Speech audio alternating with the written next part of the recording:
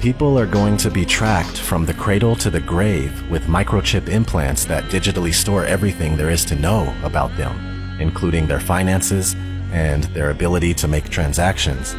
That's why I tend to think that the microchip might be the mark of the beast. It says no one can buy or sell unless they have the mark. People all over the world are doing experimental microchipping. Not to mention what's happening now with ID 2020. We're also moving towards a cashless society with every day that passes. This pandemic is carrying multiple agendas forward. The push for centralized control of information, which is censorship and narrative control. The cashless agenda forming out of the economic crash taking place right now and the fear of passing germs through the use of physical money. Martial law quarantines, mandatory vaccination, and digital identification via microchipping. This situation is the biggest show of force and seizure of power that anyone alive today has ever seen in their lifetime. This is very serious. Life is not going back to normal ever again.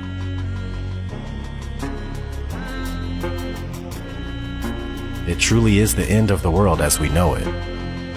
We need to take a stand. Refuse forced vaccines. Destroy 5G technology any chance we get, and don't let them fill you up with fear. From what I gather, they lose in the end anyway. You know, I really hope that's true. And this life is only temporary, so don't be scared. Be strong and stand up for yourselves. I know one thing for sure, I'll die or be thrown in a FEMA camp, or worse, before going along with what they're doing right now. Maybe you should consider doing the same thing. This has been ODD. Never sleep again, my friends. Take care.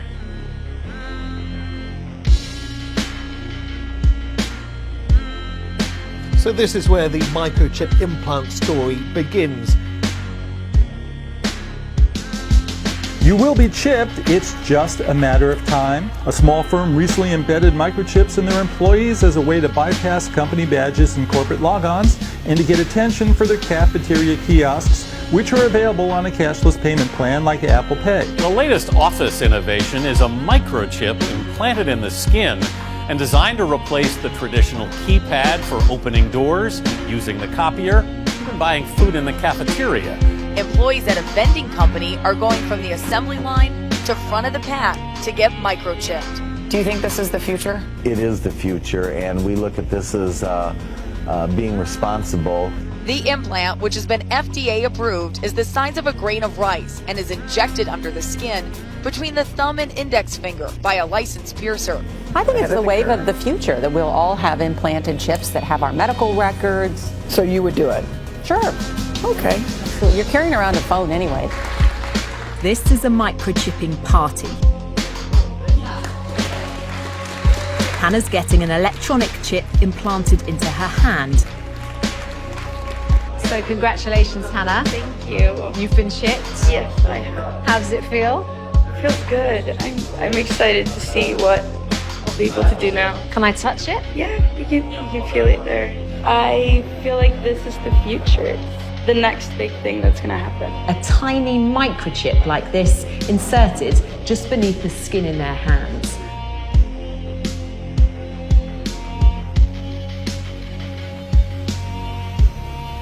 This technology will, one day, change the way we live. But in the future, we will all be chipped. In Sweden, the microchips are already here. The microchip implants use the same technology that's in contactless credit cards, which have made cash pretty much obsolete in Sweden. No cash. Is a cashless society inevitable? How long will it take before we're cashless? Many countries are fast moving towards a cashless society. Between 2000 and 2015, non-cash payments in the U.S. grew by almost 400%. Venmo, the mobile app where people can pay each other on a smartphone, now processes $2 billion a month.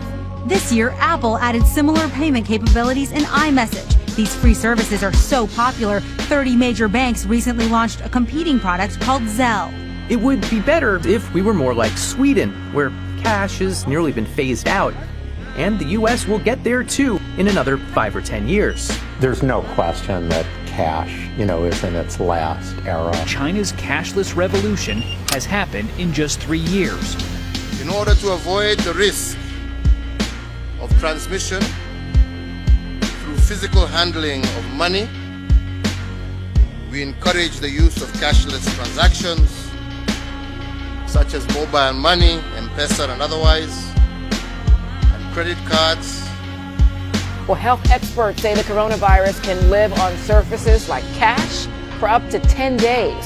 That has many people worried about shopping and other everyday tasks. The standard narrative in society is that cashlessness, quote-unquote cashlessness, is a sort of organic process just percolating from the bottom up.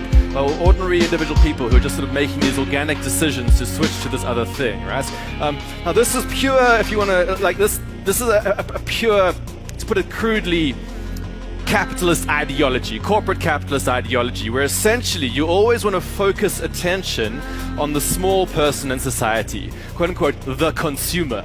All right, the sort of like random person who wanders around in markets, who apparently controls what's going on in the world. All right. Of course, if you actually go and ask any person in society, how much agency do you believe that you had in the emergence of this technology? Almost nobody believes they had anything to do with the emergence of the technology.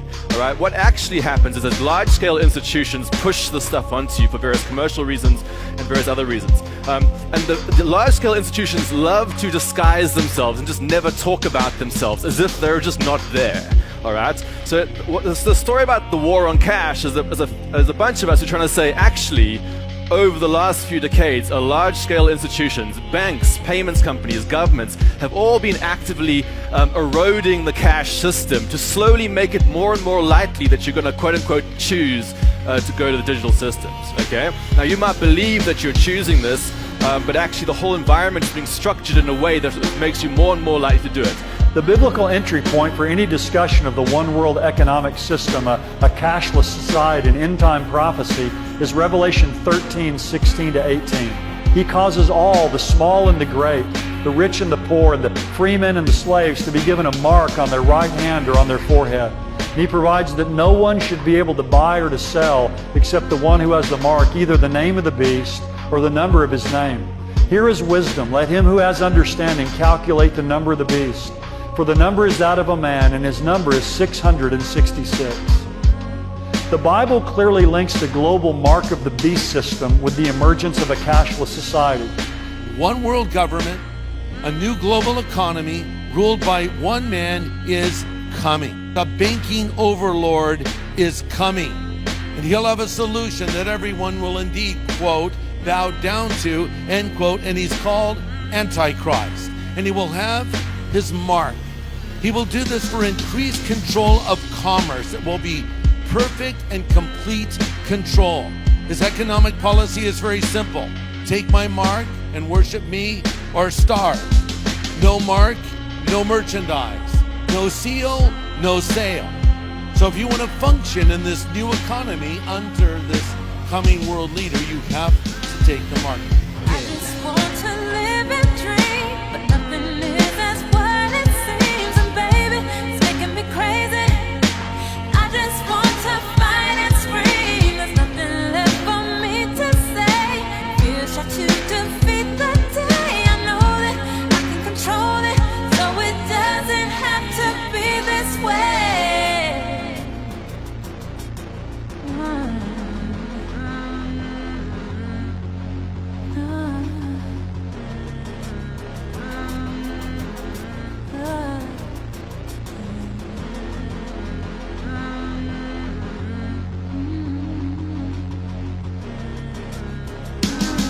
I refuse to just go quietly into the night. There's forces of darkness at work and they're restricting the light.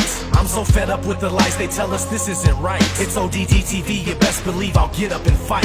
This is my plight, I'll never let you cowards get the best of me. Took the red pill, now it's time to fulfill my destiny. Living like I'm Neo, dipping from my P.O.